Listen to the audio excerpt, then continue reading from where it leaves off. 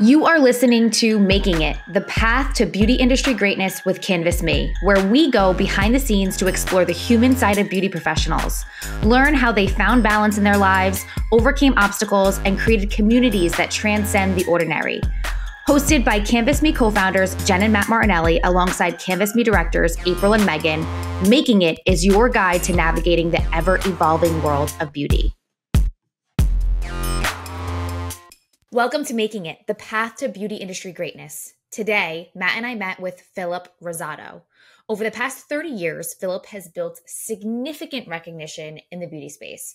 He owns a number of top Florida salons, including Alta Moda Salon, Ego Lab, Glam Dry, and Educe Salon.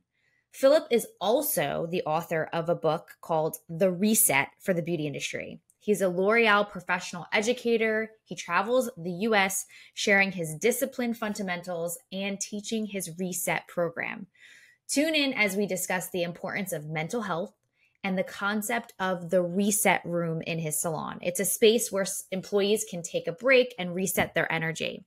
We discuss how energy shifts can lead to better performance and happiness in the workplace. We talk about the tools you need to shift your mindset and become the best version of yourself, and loads more.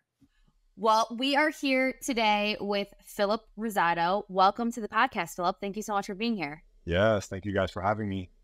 So I'm going to talk quickly about some of the things that you've done, but your resume is pretty impressive.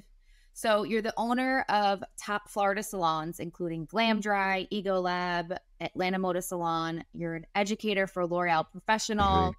You're a salon business coach. You're the founder of the Reset philosophy, which you talk about in a book. So you're an author of the Reset of the Beauty Industry, which I actually purchased and I read, and I really want to dive into it because it's so many amazing things. Matt and I are so passionate about energy, and as a service provider coming to the chair, you're not only bringing your skill set, but you're bringing your energy, and really how do you make that customer not only look good, but feel good when they walk out. And that is a really awesome skill set to have. 100%. So we're going to dive into that. But after accomplishing all of these things, you're pretty magnificent. Do you feel you've made it? Do I feel I've made it? No, it's funny. I've been doing this for a long time. This year, or the end of this month, is going to mark 30 years since I graduated from hair school, which it just blows me away, to be honest, because I thought I was just doing hair just to figure it out before I started doing whatever I was going to do in my life. And then 30 years later, I'm still at it. Do I feel like I've made it? No, I feel like I'm working harder now than I've ever had in my entire career. Just because I feel like I'm just like the tip of the iceberg for me, because there's so much, there's so many things that I parked away in my 20s and my 30s and my 40s, just because I had many ideas, but it's like in my presentation, there's a quote that we say, thoughts without action is just that, thoughts, and for me, and I don't know if it was because I turned 50 last year, I was like, man, I got to start really turning up all of these plans into action and not just have them as ideas or parts. So for me, I'm at the tip of the iceberg, I feel. I always feel one of the most important things personally is that I get really fearful of is being stagnant. And if you know about stagnant water, it just is not good, right? Nothing can survive within that. So for me, I'm really looking at doing, which is kind of bizarre because I'm a hairstylist at heart, at core, and I still do hair behind the chair a couple days a week. Actually, matter of fact, I just did a client's hair. He's a VIP client. He's gonna go race some Ferraris up in Watkins Glen right this weekend, and he's like, I need a haircut, and I'm like, dude, you were here like 10 days ago, but come in. So I still love the connection I have with my clients, but I'm activating a bunch of my ideas now, and one of them was the book, like to what you said. So I'm thankful and grateful you got it, and thank you so much for your support. But yeah, a lot of it is these ideas that I've always had. And I'm like, all right, now I'm just going to start throwing them all out without, and seeing what sticks. I don't know. But for me, one of my big big dreams and visions was to own my own building. For some reason, when I was 26 years old, I opened my first salon in downtown Orlando. That was called Altamoda. And then, I back then had always felt I need to own a salon and I want to work in my salon, and work in the building. And that was a big thing for me. And it just took a pandemic actually to do it. I bought a restaurant and transformed it into the space that we're in now. So that was a big one. That was like the bucket list to say, okay, if I'm done with everything, I'm so excited because I did. That was my number one all-time goal as a hairstylist slash professional salon owner, all of it. That was my number one goal, and I did it. We did it in 2020 of all times. So, Right. yeah, so that's a big question for me because I have hundreds of ideas and we have to continue to grow. And that's kind of my goal at this point. So obviously, so you have a lot of things that you want to accomplish. Do you think there'll ever be a point where you're like, I've made it? Or are you always going to be searching for that next thing? Oh man, that's a great question. For me, when you're ultimately happy, then like there's so many things in life that makes you feel that euphoric feeling. Ultimately, I don't know if I can ever, like, as an entrepreneur, be fulfilled with anything unless I'm working on something. Right. I've been trying to um, listen to my body, listen to like everything around me. But right now, I'm not. I don't even. One of the things that I've always been really strict about is just, and I don't even know if this is a thing, but I said it when I was younger. I say it now. I said it when we were building this place: is don't think, just do.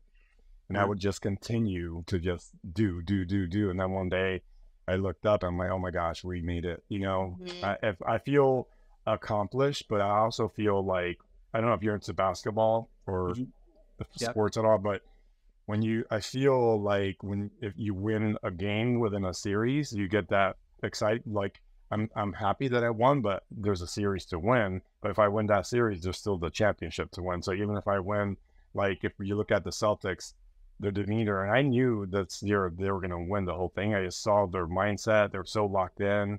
Yeah. And they were winning constantly, and they got blown out in game 4, I think, by 40 points or something crazy. And then all of a sudden in game 5, they all just like showed up and just, and then you can see that was their goal. But then, that moment all year long of winning, having the best players, best records, none of it mattered to them. And that's how I feel like, you know what I mean? Like if this was a huge win, getting the building and moving the salon location here and all that. But for me, that's just like, that's a championship ring for me. And now I got to go on to kind of get other things. Yeah. I get it. I love that. So we like to talk about journeys, like what got you here today, because a lot of people think, okay, the path is, pretty straightforward, but you didn't just wake up and become an owner of all these salons. You didn't just wake up and become an educator or a coach or write your own book, right? A lot of action, a lot of failure, a lot of challenges, a lot of successes, right? A lot of things had to happen on the way. And I would love to read, if you don't mind. Can I just read like 2 lines from this chapter? This is like one of my favorite parts is you write, when I was a young stylist, I had this voice in my head that told me I couldn't make it. Right. I'd wake up with it. I'd go to work with it. At night, it would return home with me. It wasn't pleasant, and it wasn't in direct violation of the life plans I had laid out for myself. It took a while, but that voice is quieter, or perhaps some braver. So I love this, right? Because you are just like all of us who have doubts, who didn't just wake up and have this awesome mindset. So tell us about your journey. Like, how did you get here? How did you start even on this track of mindset and that deeper level of understanding? It's funny. I was like, oh man, don't cry. I can't cry. She's reading your book. I get very emotional when it comes to that. But, I'm currently, so, all right, let me kind of rewind, but I currently own and operate, and my wife runs, and we own together as Edu Salon. All these other ones were things that I've had in the history of my journey. But yeah, as a young kid, visually, I think, when you have to be honest, I never knew that I was creative. I can't draw. I can't I never had that ability to be an artist or anything like that. But I had the ability as a young kid because I've always played sports. I'm fairly tall guy. I feel, I always see us in sports, right? So I use a lot of sports analogies when I teach and stuff like that. But as a young kid, there was a lot of, you develop a belief in your own self. And sometimes you develop this thing on teams, like because you're on a team. I rarely played individual sports, so it was always team sports. And that heartbreak of losing and winning and losing and winning and or not playing or getting hurt and all these things, I think taught me the endurance that I needed to kind of do what I do now, and not allow people leaving us or moving away affect me how it might have used to when I was a younger owner. But to be honest, is a lot of it is just kind of how I was raised, how I was brought up. Always, seeking higher powers and always seeking family and being connected with that, and always, playing on the team together, but never giving up, and perseverance. That's a huge one for me. And I was never the most talented guy. I'm not the guy, I just love playing basketball. I was not the tallest. I wasn't I couldn't dunk like Michael Jordan. I couldn't.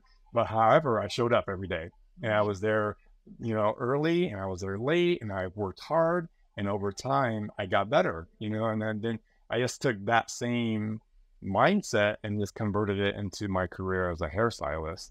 And when I was really young, I really did suck. I didn't go to a great hair school.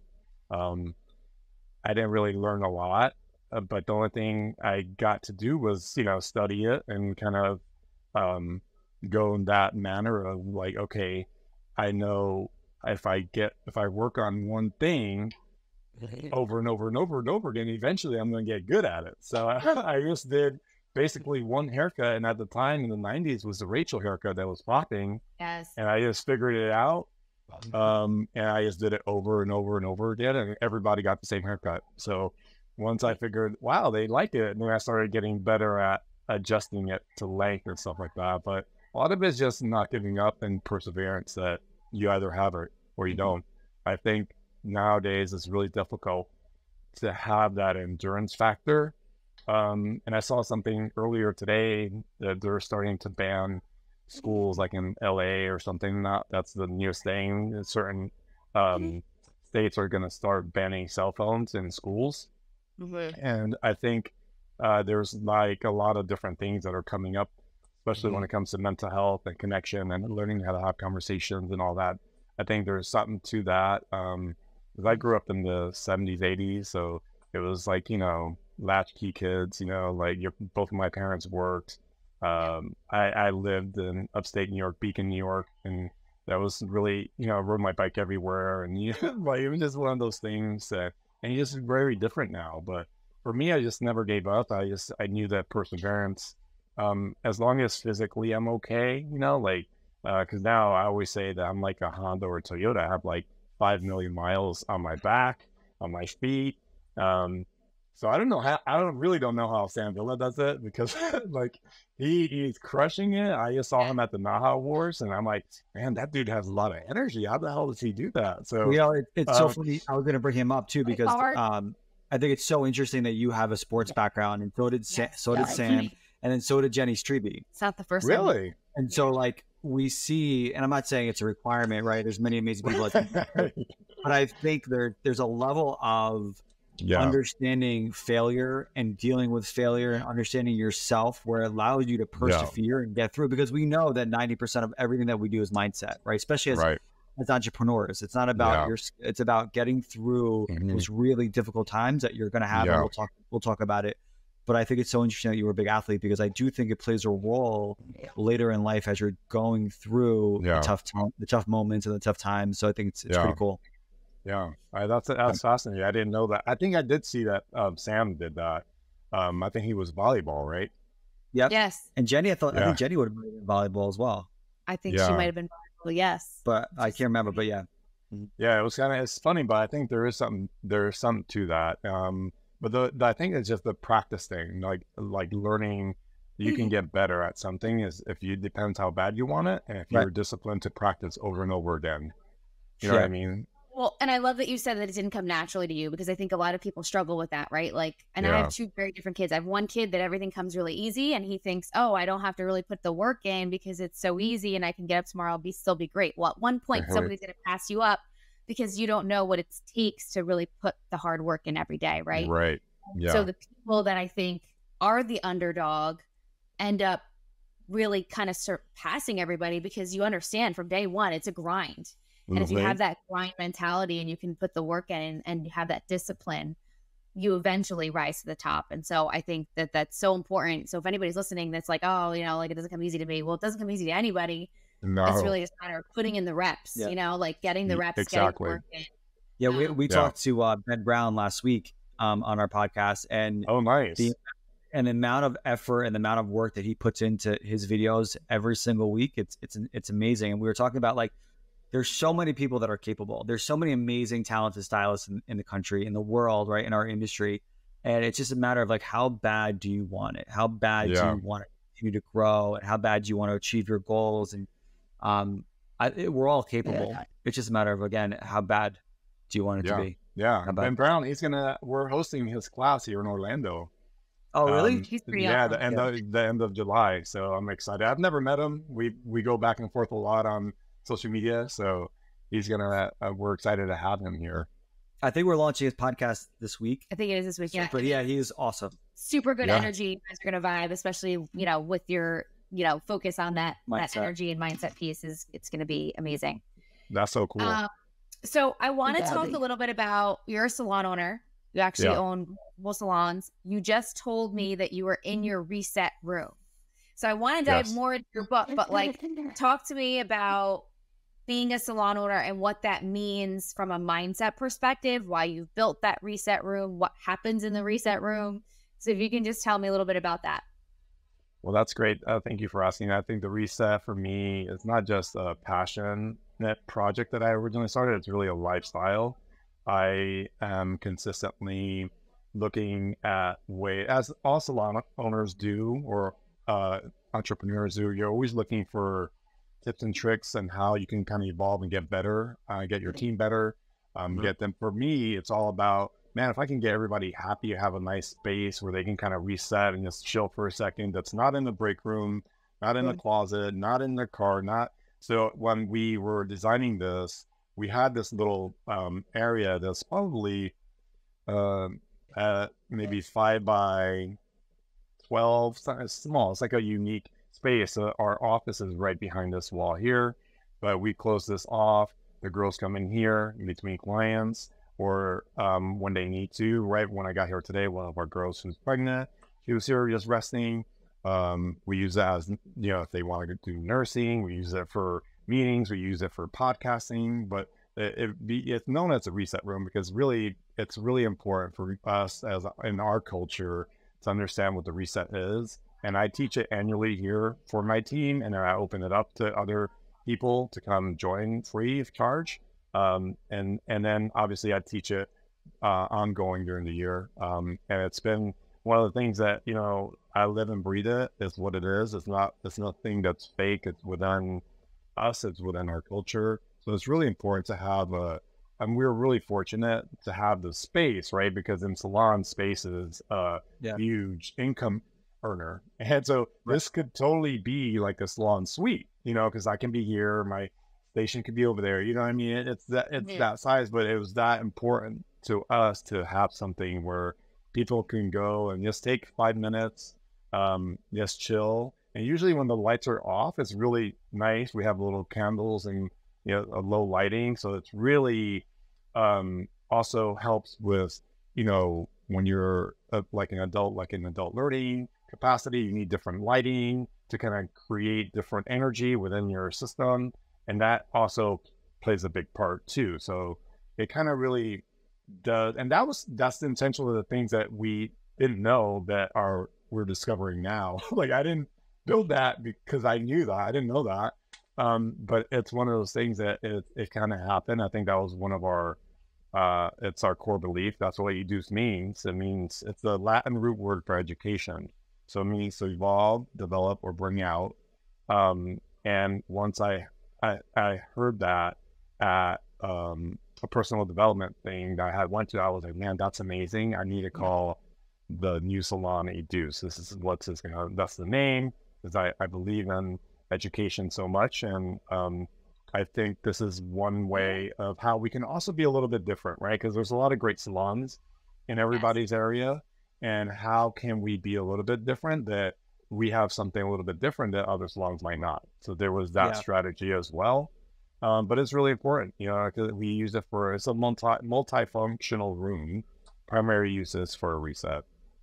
Well, I got to tell you, like, we talk to salons every day and they're asking us, how do I retain employees? How do I do things that are unique? And I tell them every single time, if you're not incorporating regular mental health or mental awareness or things to do that impact these people, who they are as like individuals, as humans, you're going to lose people. As this generation that's coming out of beauty school and just anybody, they're so much more focused on themselves and bettering themselves personally as much as they are professionally. And if you don't set up your salon that way and build a culture that way, it's going to be very difficult to retain employees.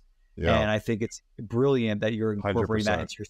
That you're incorporating that into your space. Even me, like, literally, like, everything, what we do is exhausting. It's time consuming. It's hard. I get it. Even me, every call that I get after I warmed up this podcast, the first thing that I do is I go outside. I ground myself because I'm exhausted. I can't imagine being behind the chair all day long and not taking a break, not taking a mental break. And like I have to feel the sun. I have to like look at flowers and look at trees. Like I do it after every call. Right. Yeah. And as stylists and people being behind the chair, I can't imagine not having that ability to do that, you know? That's awesome. So that's great. I love that you said that, because that's what I call a natural reset.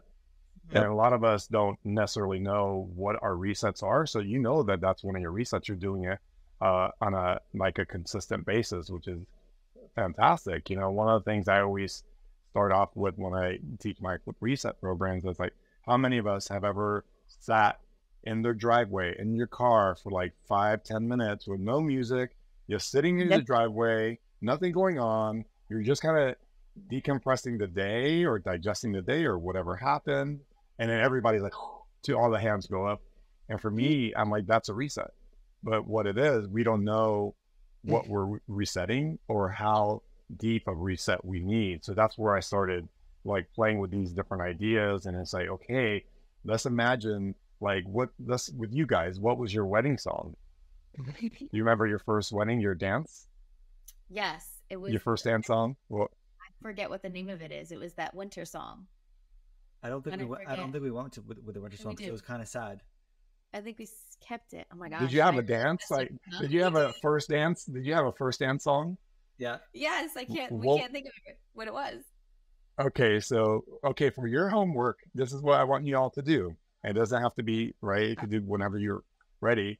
But if you find the way our brain works, like you can't remember right now, right? Or you're doing all these different things. It's now in that system of like a Post-it note, what I call it, right?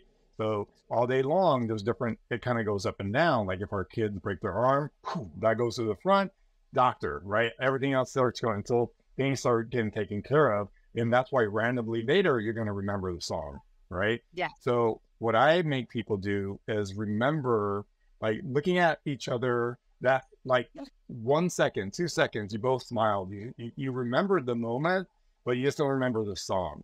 Mm-hmm. That is what I call micro reset, but that is a reset, especially when you figure out the name of the song and then you play it in your car. Yeah.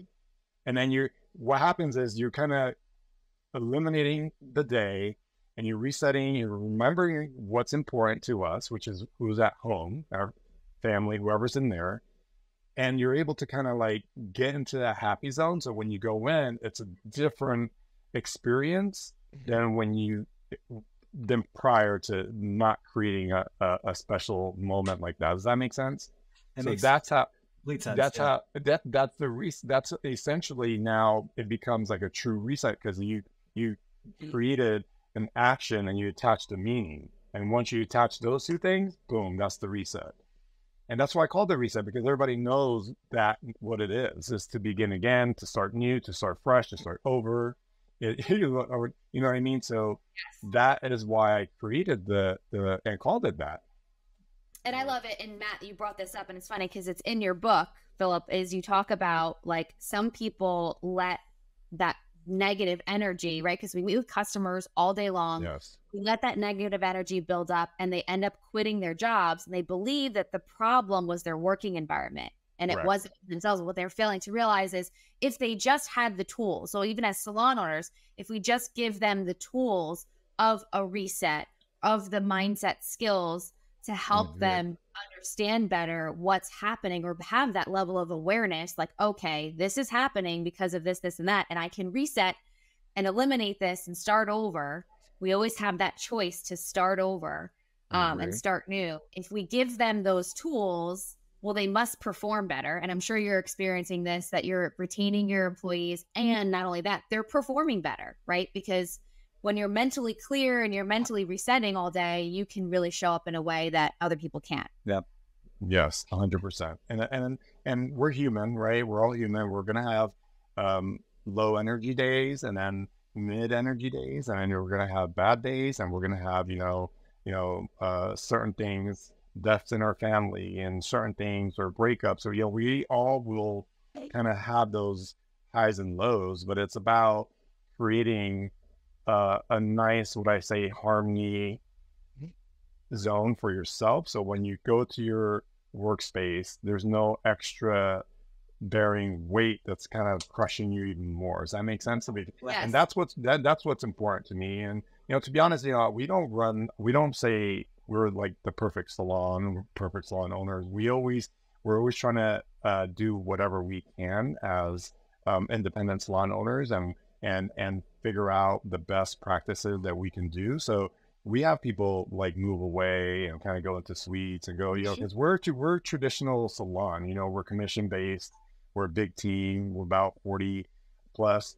And that's going to have its ebbs and flows as well. So we are not, just because we do have all this stuff in place. I think one of the things that was interesting, because I'm not an author by naturally, but so what I did when I wrote this book, I decided to say, all right, let's take action, get this idea going. I hired a ghostwriter, and the ghostwriter, the way they do, they interview you, and you set up with an author and do all this stuff, and then you answer 300 questions, first person, second person. So I felt like I was going back to school. Like, I'm like, what the heck? So I did all this stuff, and it was about a year and a half of me going back and forth. When I got the book, finally, I'm reading it. They're like, yeah, if you take this reset and do it, you're going to be the best hairdresser ever. I was like, no. That's not what the reset is. Like, yes, because you reset. If you're a shitty stylist, you're still going to be a shitty stylist, right? If you're a shitty person, you're still going to be an awful person. It's about understanding the personal and personal positive and negative energy that we carry, and also the clients carry. And once you identify that, now you got to do other work if you're naturally negative. That's separate, right? That's not just because you read my book or whatever, or you take my class, you're not going to be like transformed right away. It takes a lot of energy and work and effort on top of that. Like, even with me, sometimes I have to acknowledge to myself, it's like, okay, put certain music on, put this, and drive a certain way, to create this really smoothness for myself when I'm going home or coming here. So it takes practice, but just because we believe in this and this is part of our culture, it doesn't mean we have the best salon. It doesn't mean that but we do care about a lot of the things, and that is huge on our list when it comes to mental health. It comes to really the art of protecting your happiness. And also, we believe when you are happy, your work gets elevated to a level where you didn't realize you can be producing that type of work, right? You thought, oh, I want to do what Ben Brown does and create that really beautiful French bob that curves up real tight, real precise. You know what I mean? How did he do that? But if you're happy, right? And then you're doing that. It's just like, that's when you start winning your championships. Yeah. Right. And you can win your own championship every client. And that's what, and for me, that's the win. And that's the win on understanding what a reset's all about, is on those moments of heaviness, how to really kind of power through them. Because I even coming here today, I didn't realize it's a hurricane or a storm that's in the Gulf of Mexico, but it's very gloomy and it's foggy. It looks like it's going to snow. I'm like, what's going on? You know, I feel so happy. I feel good. I'm doing this podcast with you guys. So, you know, but my mindset, I was focused on, like, I wasn't allowing that. But some people, they don't have that. They are affected without the sun. They do go down, right? So it's about being aware of yourself and understanding what's going to get you out of it, you know? Yeah. And I think as a salon owner too, though, I think it's so important to be able to have this a part of your culture, because you need to understand every one of your employees is different. And the triggers that are going to bring them low energy or mid energy are going to be different, right? And so not only is it important for them as individual stylists and team members to understand what's causing that drop or that increase, but as a salon owner, if you don't know how to keep your stylists engaged, how to keep them, or creating environments that are going to make them happier and vibing at a high frequency, it's very difficult to build a high performing team.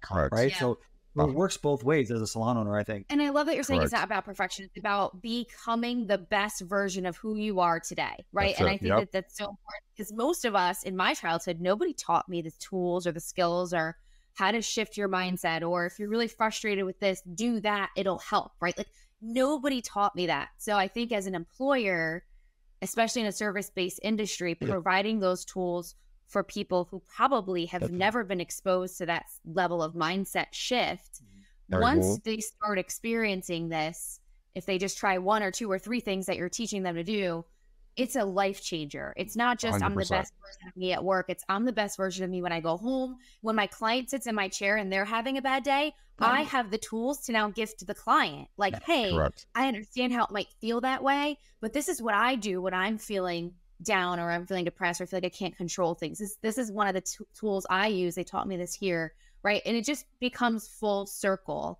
of, you know, I'm not only the best version of me, but I'm now making the people around me a better version of them by gifting them the tools. And I know a lot of salon owners are probably like, oh wait, maybe I can afford a system of tools to do this and educators to come in and teach.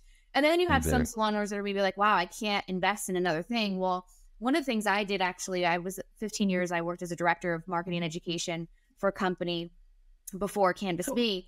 And one of the things I did is I dove myself deep into emotional health. So I started reading books. I started following the Tony Robbins, the, you know, Elizabeth, what's her, I forget her name. But all of these, Brene Brown, I started following those people, and I would take something that they said and I would take action in my own life based off of some of these tips. And all of a sudden I started to see my life started changing, like little by little, even energetically. I would go to the grocery store and I'd have people like, hi, how are you? I wouldn't even know who they were, right? But energetically, I was at a whole other level. Yeah. And I was able to use those little tips. And then I would go to work and I would share those tips, like, hey, I just learned this thing, or I just listened to this podcast on the way here. And here's a really good tip from a physiology. This is how you should stand to feel more confident. And this, that. And as a result, I started pouring into them, which then made them better, right? So it's like everybody has access, or, you know, the tools to be able to pour this kind of mindset into their staff. It's just a matter of that choice, which you talk a lot about in your book, is having the choice. You can wake up in the morning and choose to be happy or sad. And there's a lot of things going on in all of our lives. And I'm not saying that you can't ever be sad, but if you're stuck in traffic, or you hit a red light, or you're late, you have a choice to say, hey, I'm here for a reason. Or you have a choice to be laying on your horn, yelling at people, right? Like that, it's all a choice. And I think that knowing is so powerful for everybody.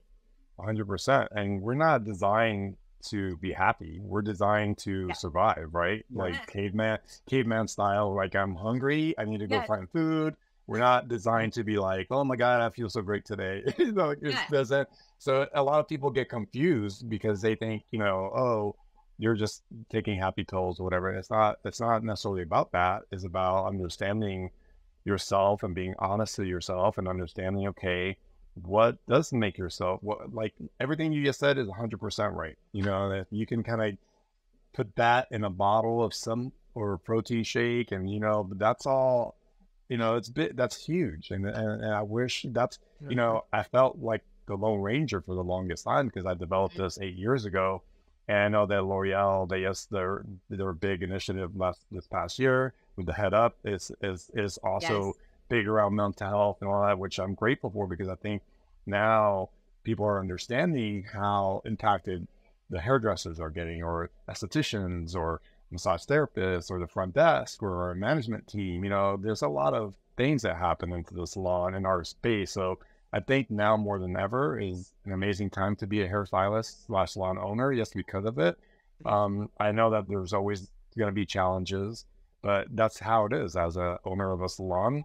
And lead, when you have to lead your team, you have to be prepared for anything and everything, right? You almost have to over prepare and then do all these things, but you never know, because they can always, but that's a creative process too. So that's what keeps me going as well, because it's never boring. That's for sure. You know, you just mentioned challenges, and so we work with a lot of schools on campus. There's a lot of students on the platform as well, and there's so many of them. We speak to a lot of them, and they aspire to open up a salon. They aspire to get to that level that you're at. If you could share one of your bigger mistakes that you encountered throughout your journey of being a salon owner, what would it be? Oh man, well, there's different layers to that, I guess. Because for me, I went to the school of hard knocks, right? So one of the early on mistakes was just like I was my first salon, I was 25, 26 years old. I was very unaware of really how to run a business. I just wanted to hang out with my friends, and I was friends with everybody. And like, you know, I was like, wait a minute, why am I losing all the money, but I have so many good friends? So once I created, all right, we have to put a system in play. What the heck, you know? Once I started doing that, then you start seeing the things that the chips move away from you, because you now are starting, okay, I have a real business to take care of.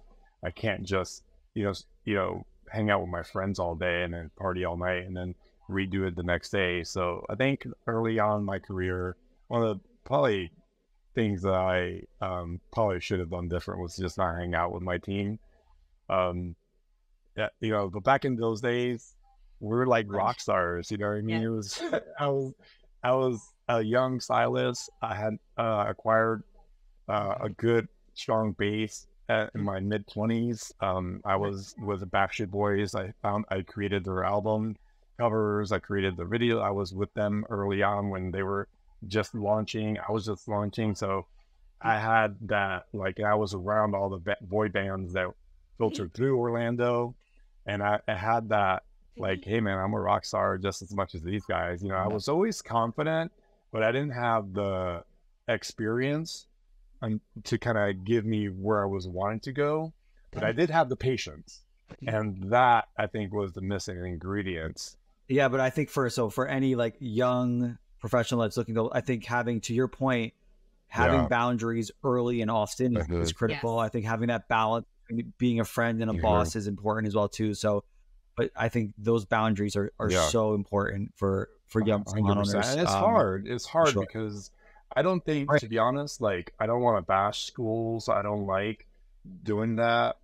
However, there's some, and I don't even know where it's at. I don't want to say it's just the schools, but in society in general, like, we always want to, I just want to own a salon and I want to go to school, and you hear these kids come out of school and they want to go into a suite right away with no client base, or they don't want to be an apprentice for a year because they feel like they deserve, they got certified with extensions, so they just want to do extensions only, but they don't have a client base. So there's so many moving parts to kind of doing what owners do, and I don't think that there's enough authenticity of what really a salon, what is the job of a salon owner, and what is there's so many different things that it's unbelievably like heavy, a lot of pressure, right? So all these different mistakes that I did early on in my career have allowed me to kind of learn from and then pivot away and kind of move forward and then keep powering through it, because, I think, when we first graduate hair school, we all have a dream of, I want to own a salon. I want to have that freedom of this and that. But I think salons have evolved a lot now that there's a lot of freedom within salons now, right? There's a lot of we have like a hybrid situation in our salon. So we have some renters, we have but primarily commission team. So the evolution of a salon is really important. And I think I wish schools would share that message, like how hard it is. But that's cool. If you want to be a salon owner, then here's another 100 hours. We're just going to focus on like, this is what the salon owners do, right? It's not just, I'm a plumber, I'm an AC guy, I do all this other stuff. I'm pinstriping my parking lot. I'm blowing the outside. I got to do all this stuff on the roof, prepare for the hurricane, right?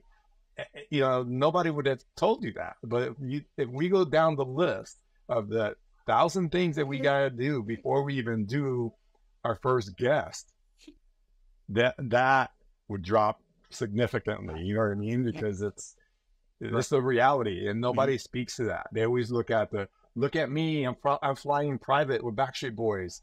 Look at me, I'm in a VIP. Look at me. That's what they sell, which I get because that is part of the process, but they're not showing the other stuff. You know what I mean? Like LeBron James, like nobody look at his feet, right? Like his feet are like this, right? But, the ROI on his basketball is $1 billion. For me, is negative, 5,000, right?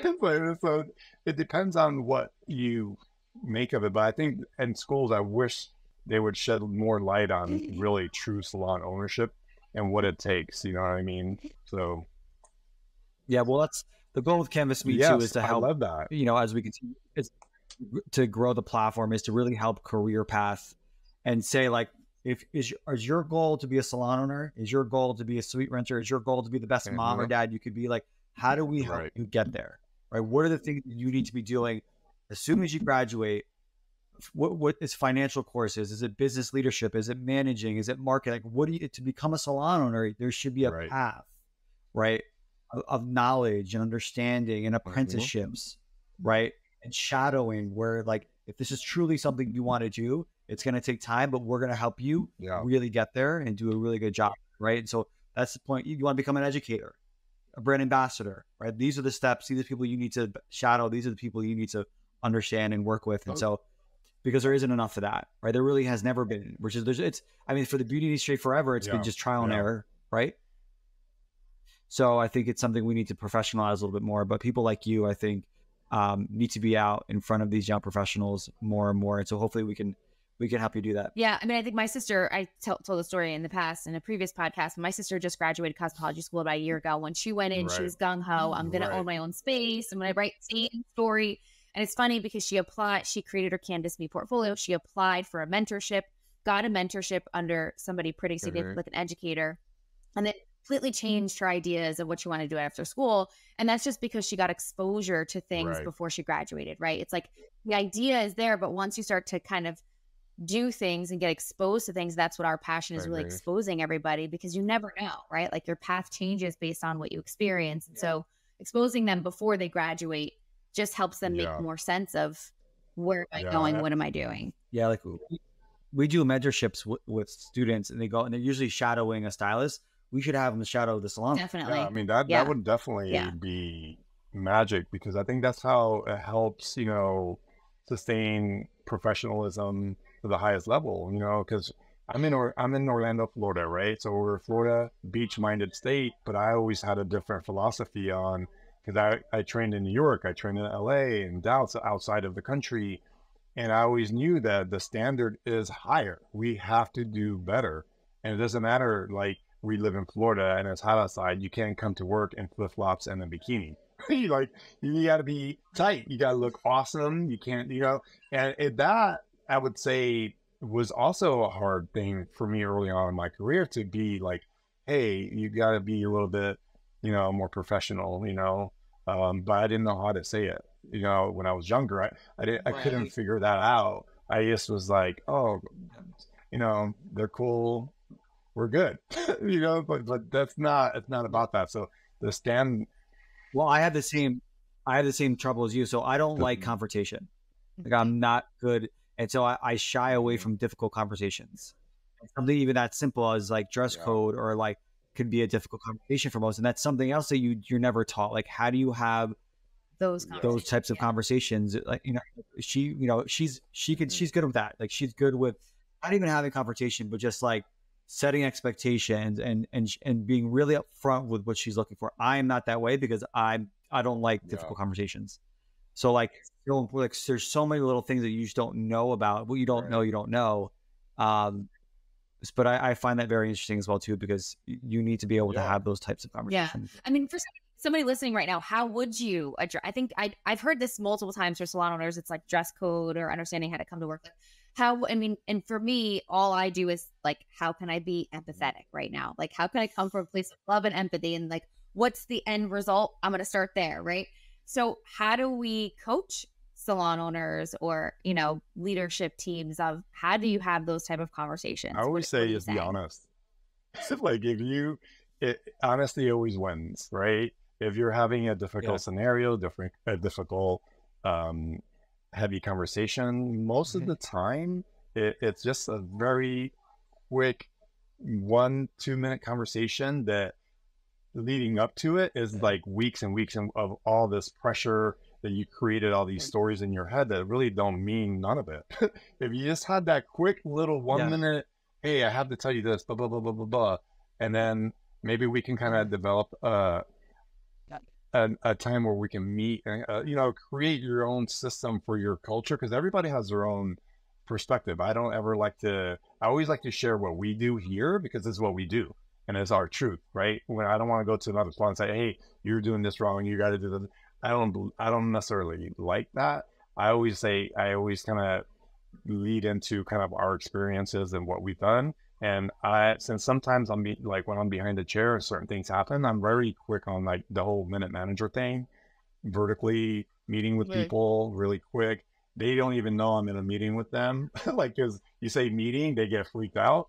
So I just roll up on them, and what I always do is I always ask a really great, soft, happy question. Like, how's your dog doing? Like, how's your cat? How's your cat well? You know what I mean? Like, oh, that's awesome. So next time you come into work, let's not wear this outfit because however, blah, blah, blah, blah. I know you're deep, however, but now my wife on the other hand, she would say, you know what, you have to go home.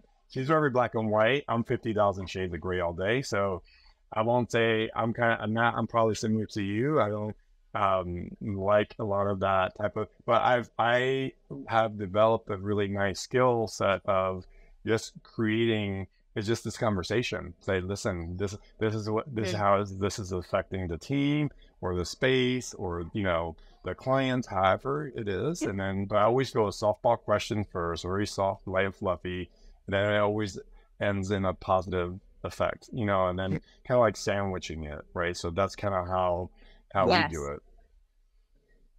Yeah, I'm very similar. Yeah, I think it's great, but I also think establishing like long-term overall that level of trust that they know that you're not coming at them because they know you and they feel good with you and they trust you. So even if you were to say something that was probably a little like, oh man, I can't believe that, that's a thing, or we're talking about this, at least they know at the end of the day, well, I trust Philip that, he's coming at me with love and, so I think that's a big, high level thing of really having that level of understanding before you can communicate those challenging things. So that's really, I mean, it takes time, when you meet with people all the time, but like you said, it takes that trust and they know that you have their best interests at heart, Exactly. I know we're running out of time and I had so many other things to say, but I want to know really quickly, who are you following on social media? Like we never stop learning, or even not on social, but like, who are you just following to digest information, content, education? We always want to be learning. Who are those people for you? Well, I think you nailed a lot of them. I love like Brene Brown stuff. I love Gary Vee stuff. He's a big, I've taken a lot of things with him. Tony Robbins, I look at those guys. Outside of our industry, more personal development. As far as our industry, I follow a lot of the, I'm kind of all over the place, you know. Historically, I'm a Tony and guy, so I always look at like what Tony and Guy is doing in the UK, Vidal Sassoon's house, like all these different Europe, like London-based houses I always follow. I always get a lot of inspiration from them. You know, Ben Brown, he's a good buddy of mine now. We haven't met him yet, but since we're hosting him, I follow him. Like Stan Villa, like Travis Parker, Nubia from Rezo. She's amazing. She has a great story. You know, I taught a reset at her salon about last year in November. It was great. So she's awesome. But yeah, there's so many great artists, you know. So I follow all kinds of lines. I'm looking for different things. Again, how I can have an edge and how I can see. I'm always trying to learn from other people's scenarios, whether if it's a situation that they ran into or things that they. So I'm looking at all kinds of things, you know. So I'm a little bit all over the map when it comes to social. Yeah, no, I think it's one of the benefits of social, right? Because you can kind of curate, you know, your content and what you're seeing. I think it's smart to be able to diversify that. Because everybody brings different perspectives and uniqueness, right? I find myself looking at dogs a lot. I'm like, oh, look at the dogs. Oh, we have a little Shih Tzu, and now like the whole feed on TikTok is like, and I love it.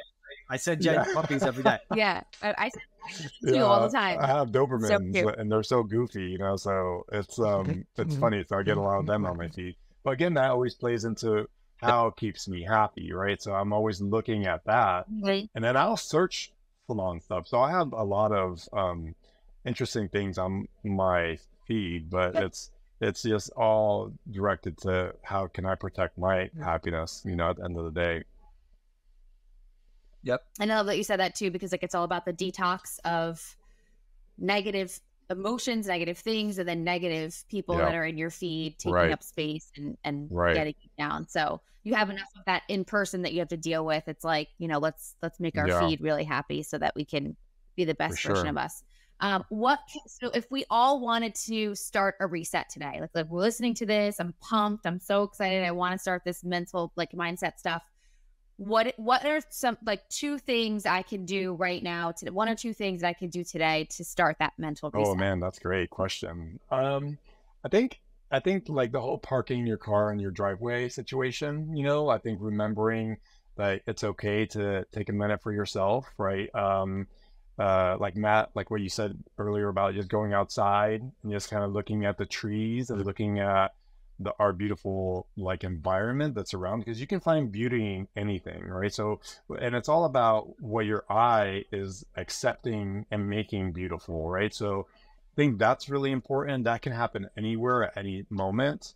Like in between clients, you can go outside and come right back, go outside, take like 3 big breaths, then come back, washing your hands, but making it really intentional, like have warm water, get the soap. Like for me, numbers work really well. So I would literally count to like 10 to eliminate any noise that's in my head from the little voice, right? So those are simple things: washing your hands, breathing, really listening to music. So your homework is to find out who was your first dance song, right? When you guys got married, and when that see the smile on your face, that's exactly what I want. So and those are the moments, because you realize it's kind of silly because you know it, but you know, you're kind of that's where you have to remember, because if we all have those happy moments in our life, but because of life happens, we don't ever see them. And I'm trying to flip it around and say, hey, let's put that shining bright on those happy moments, because then when you need them, you're like, oh yeah, that was this person. Oh yeah, that, you know, I mean, there it is. Like our wedding song was Bittersweet Symphony by The Verve, right? So now I keep hearing it in commercials. So randomly I'll see it or I hear it. I'm like, oh shit, that's our wedding song. And it's not give me a little bit of that dopamine that I need, that little hit of just like, oh yes. And it was like, nobody even knew that except for me, right? And that was seconds. The music is a great thing. You know, breathing, going outside, is simple things like that. And everybody's different, right? So you have to do it for what works for you, right? But music is kind of one of those general ones that kind of really crosses all lines and makes you happy. You know, it really does make it really cool. Yeah. So true. Well, it's so funny because I think step one is awareness, which we're bringing awareness to this, right? And step two is then taking action and doing something. I love you talk about the washing the hands in the book, but you say while you wash your hands, imagine that all of the negative energy is going down the sink. Yes. I love that. I actually use that in the shower, like full blown, like at the end of the day, when you shower, all your negative energy has been washed off because you are carrying the energy from each customer, each, you know, service that you provide, each person sitting in your chair, you're carrying that energy. And I love how even your metaphor of every person that sits in your chair, they give you a badge, like you get an angry, like that person's angry, you get an angry badge. Person's sad, it's a sad badge. Take those badges off in between clients. And I love that visual. I'm a very visual person. I tend to think our industry is very visual. And so that really hit home with me because it's so true. Like imagine yourself getting all these badges. You want to take those things off before you service that next guest. So I love that. These are all simple tricks that anybody can do right now to feel better. And once you get a little taste of what that feels like, you want to go head deep into like all of this stuff because it is so incredible how it changes your life. It's really powerful. You know, I'm just honored and grateful that I've been able to facilitate over and over again to so many salons across the country, just because I see what it does, how it impacts the team. And it's different every time I teach it, right? I always look at it like if I'm the glass and the liquid or the fluid that comes into the glass is the culture from that team. They fill it with the content. And when I'm out, then they're kind of able to kind of have the tools that they need to kind of think a little bit different, right? And it's all about that, this perspectives and moving forward, you know? Yep. Amazing. I love it. Where can we find you? On social media? Yes, at Phillip Rosado, Phillip Rosado. All my links are there. I have classes coming up. June 24th, I'm doing a masterclass webinar with April Sobral and Dante Prunio, and it's all about retain, retail, and reset. And that's going to be June 24th. And I'm going to be teaching a cutting program at the L'Oreal Pro Lab in LA. That's going to be August 28th, I believe, which is a Wednesday. I believe it's sold out. That's your birthday? Oh, no way. Happy birthday. Yes. Thank you. Yeah, so that's going to be in Los Angeles. But a lot of my links are philiprosado.com. Everything lives there. The modules are there for the reset program. So in the book, you'll notice that there's 8 questions in the back. And once you answer those questions, that's kind of like I have that on the modules on my online. Amazing. And then the book is self-published. That's on Amazon. So that's all of my things. We should do a mentorship at the Pro Lab with him. Someone can chat. That would be cool. Yeah. I mean, I don't know you guys. L'Oreal. So who's your contact with them? So we have a lot. Perfect. So I could reach out to. And yes, email me or circle me in, and then that'll be great. That'll be really cool. You hear it first. Yeah. Awesome. Well, we're so grateful for your time. Thank you for your amazing knowledge and for impacting so many lives. And we're so happy that you're part of our circle and made our day that much better. So we appreciate you. Thank you so much. And we hope to talk to you soon. Thank you guys so much. Appreciate you. Take care. Have a great day. Thank you. Thank you for joining us on this episode of Making It, the path to beauty industry greatness with Canvas Me. Our mission is to give you a voice, help you find your place of belonging, and empower you to thrive in this beautiful industry. We hope you found inspiration and valuable insights that will fuel your own journey in your career. Head over to canvasme.com and unlock the next chapter of your beauty journey. Create your portfolio, showcase your unique talents, and connect with a community that understands and celebrates your story. Subscribe to Making It for more inspiring stories, and let's continue making it together.